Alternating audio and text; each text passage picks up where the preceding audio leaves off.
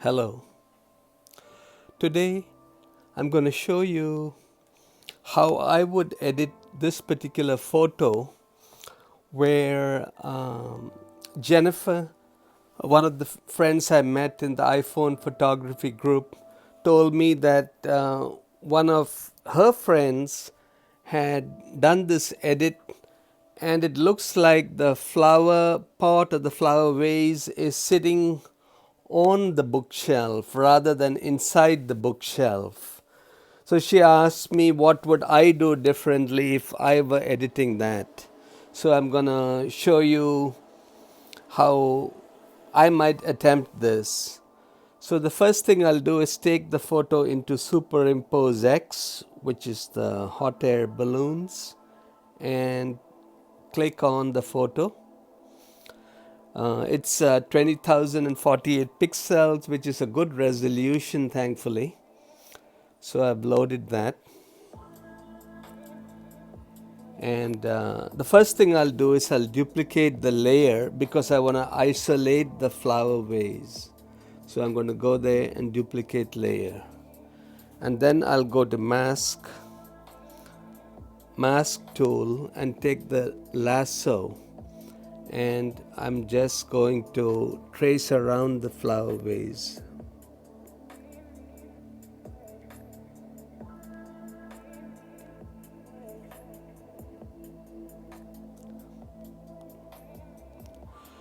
And if I take a look at that layer alone by tapping on this diamond on the left, you can see that I have managed to isolate that. I'll click and show all layers. The next thing I wanted to comment here is that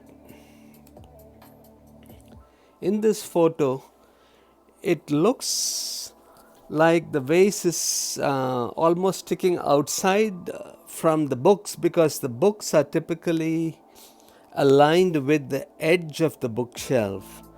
And in order to make the vase look like it's inside the shelf, there really shouldn't be books behind it. So to do that, what I want to do is to copy an area of the bookshelf, the plain wood, and replace the bookshelves in this quadrant here with that. So once again, I'm going to go to my layers, select the bookshelf, and duplicate that.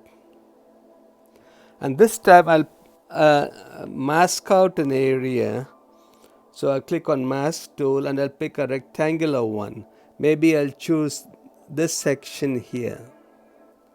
So I'm masking out a section where there is some wood grain, but there is no books there. And I click on that. Now what will happen is if I check the layer, it will be a cutout. So what I want to do is to invert the mask. So I'll press invert here.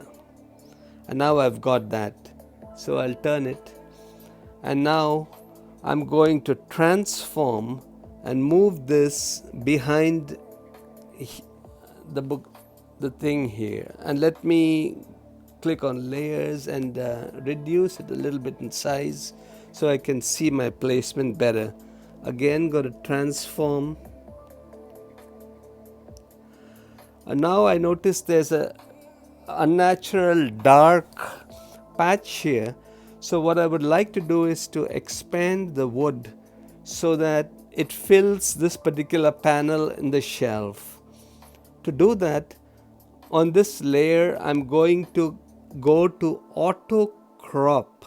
And when I do that, you can notice that the outline, instead of being the size of the layer, became now the size of the actual masked area. And now I can slide the corners like that. I can move it to here. And that looks good, pretty good. Oops, let me do undo and tap away from it. So I'll click on layers. Now, one thing I noticed with the vase, with the flower pot or the vase, is,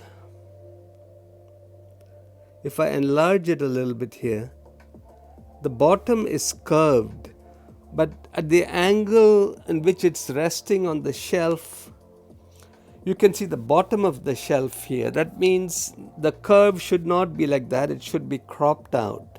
So I'm going to mask, a rectangular mask I've got, and I'm going to just cut this out.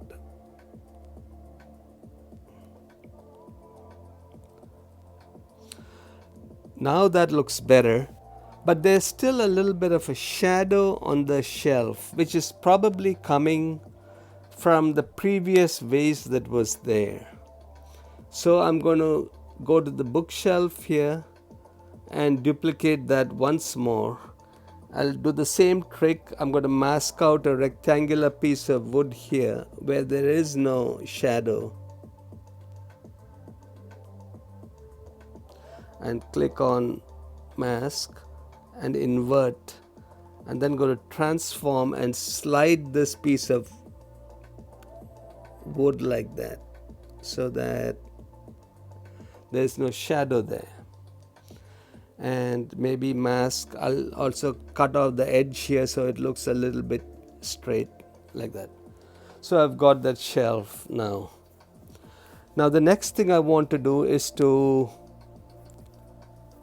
cast a shadow for the flower vase. So I go to that layer and I'll go to layers, cast shadow, and if I move it around, I can see that the shadow is too big, and it's also casting a shadow on the top, which shouldn't be.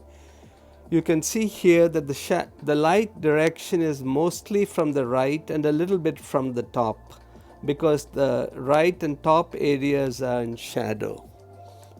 So I'm going to click on X here, and the first thing I want to do is again go to the same trick, auto crop, and I'll crop it to the layer size, and now I'll click on cast shadow. This way I have better control over the edges of the shadow like that. So I can maybe move it like that,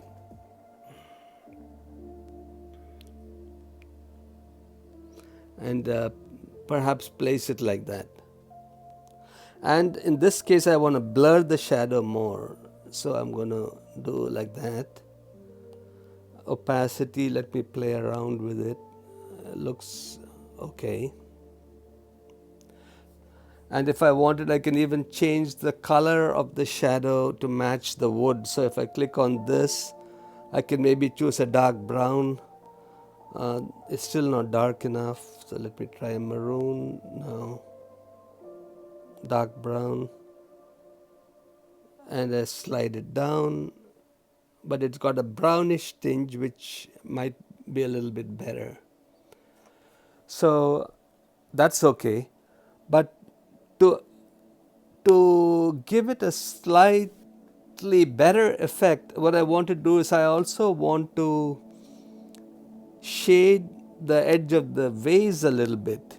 In order to do that, I'll go to editor, and I'm going to brush, and then I move here to the retouch brush. The retouch brush has an option to darken or lighten. So I'll go to darken, the strength is middle, the brush size is like that. I maybe reduce it a little bit. And now that I'm darkening it, let me try that out. So as you can see here, this side of it, I've given it a little bit more of a 3D curved appearance, and I click on the check mark on the right. And then I'm assuming that maybe the second also on the right side, because the bookshelf is casting a shadow, it might be a little bit darker there. So I'll go to retouch, darken, brush size, I'll make it very much smaller, and I'll try to see how it looks. Like that. And maybe I can cast some, darken a bit of the flowers here as well, to give it a little bit of a 3D effect, and darken the bottom of the shelf some more, and check. And I think there you have it. Now it looks a little bit more like the vase is sitting inside the shelf rather than on the shelf. And that's my edit for today. Thank you for watching.